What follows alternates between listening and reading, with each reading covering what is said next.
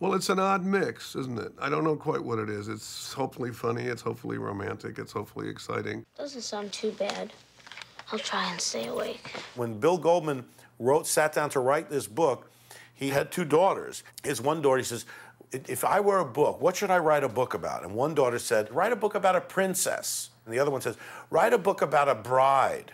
And so he said, okay, I'll call it The Princess Bride.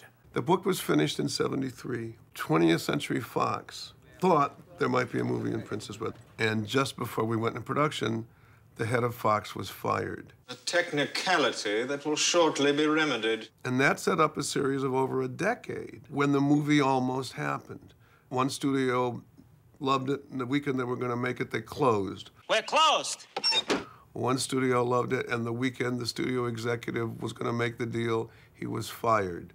Unemployed in Greenland? Norman Jewison was going to do it at one point, and it would have been wonderful. And then we couldn't get the money.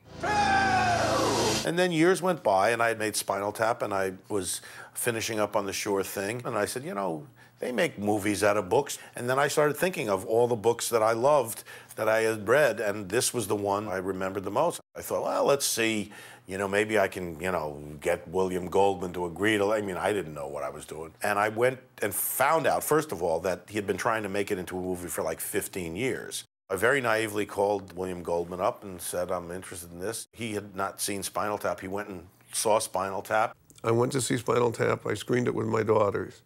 And I started shrieking. It was so funny. And I thought, good God, give him the movie. And I was like walking on air. I thought, oh my God, you know, William Goldman wants to say it's okay for me to do this. The first two films I made were Spinal Tap and The Sure Thing. Spinal Tap was a satire.